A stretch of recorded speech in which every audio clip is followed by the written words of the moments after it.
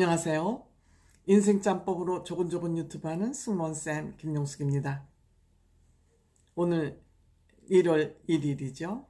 1월 1일 날 우리 이찬원 씨가 우리 팬들을 위해서 떡국과 잡채 만드는 브로이거, 즉 유튜브에서 잡채하고 떡국 만드는 유튜브를 공개했습니다.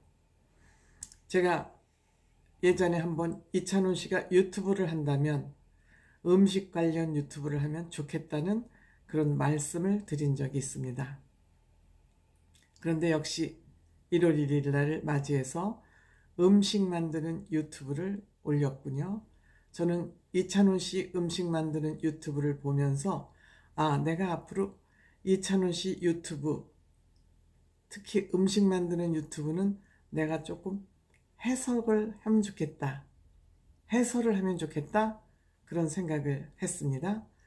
제가 이찬원 씨 유튜브, 음식 만드는 유튜브를 보면서 대단한 음식 조리사다, 셰프다, 그런 생각을 했습니다. 왜냐? 이찬원 씨는 그 음식 만드는 순서, 일머리를 잡는 것이 여느 가정주부보다 훨씬 낫습니다. 음식을 효율적으로 체계 있게 하는 방법을 너무너무 잘 알고 있습니다. 그 일을 하는데 그냥 뭐 한번 이거 해서 그냥 한번 이거 넣어보고 이런 게 아니라 일머리를 머리에 딱 계획을 세워가지고 요 야채를 썰 순간은 언제, 잡채를 삶는 순간은 언제, 이런 것을 머리에 딱 깨고 그 순서에 의해서 아주 체계적으로 음식을 하는 것을 볼 수 있었습니다. 즉 잡채를 할 때는 목이버섯이나 표고버섯이 들어가는데 목이버섯이 슈퍼에 가니까 없어서 표고버섯을 샀다. 본인이 직접 장을 봤다는 얘기 아닙니까? 누가 받아주는 거 받아서 형식적으로 만든 게 아니라 본인이 직접 장을 봤다는 얘기입니다. 그리고 소고기는 딱 핏물을 먼저 그 페퍼핸드 타월 뭐라 그럽니까? 그 행주를 쓰는 타월로 핏물을 먼저 빼놓고 칼질을 야채를 쓰는데 아주 능숙능란하게 썹니다. 능숙능란하게. 그러면서 시금치도 보통 삶는다는 얘기를 쓰는데 삶는다는 거는 푹 깊이 끓인다는 얘기고 데친다는 건 슬쩍 이렇게 뜨거운 물에 건졌다 빼내는 걸 데친다 그러는데 데친다는 용어를 씁니다. 그냥 말 한마디를 써도 그냥 쓰지 않습니다. 마늘도 그냥 또 터프하게 사나이답게 칼로 푹 퍼서 또 쓰기도 하고, 그 다음에 이제 잡채를 이제 삶으면서 영탁형 흉을 살짝 봤습니다. 지난번에 안동 찜닭 하는데 잡채를 삶을 줄 모르더라. 그냥 이렇게 하면 되는데. 근데 저는 오늘 찬원 씨한테 한 가지 배웠습니다. 잡채 당면을 삶을 때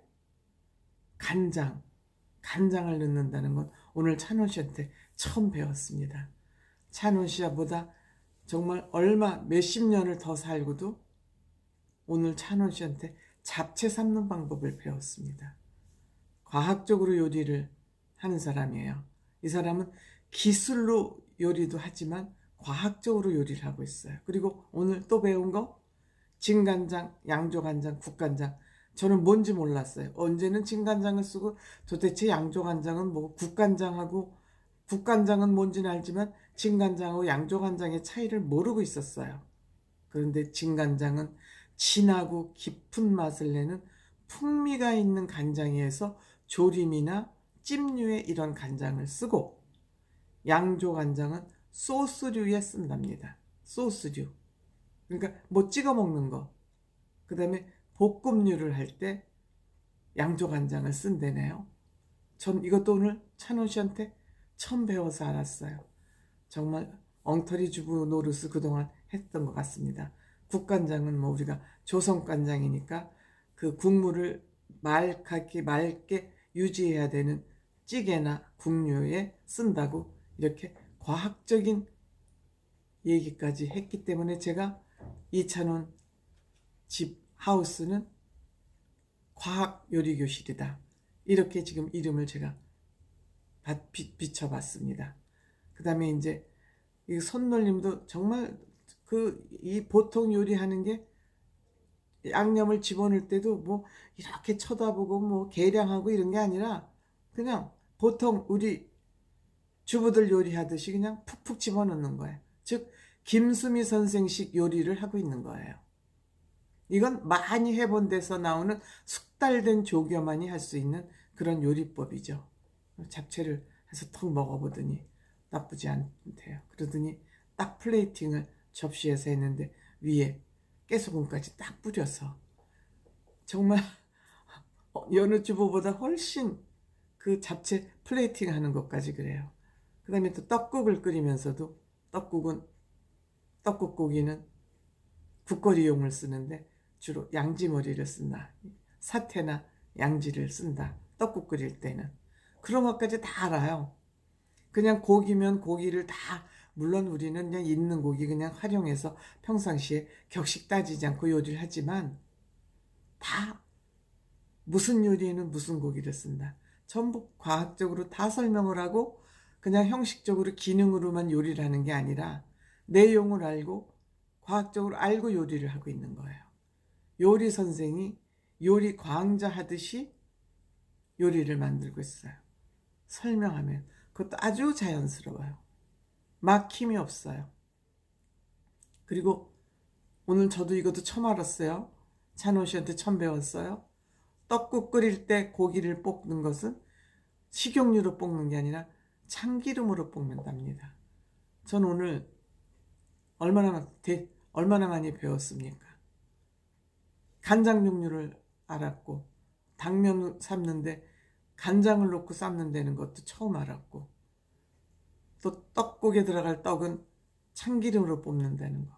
그러니까 요리 순서도 완전히 숙지하고 있기 때문에 그냥 일하는 게 슥슥슥이에요. 스피드 있게 요리를 하면서도 과학적으로 자기가 왜 그걸 넣고 왜 그걸로 하는지 알기 때문에 정말 요리 선생이 깜짝 놀라서 뒤로 자빠질 지경이에요.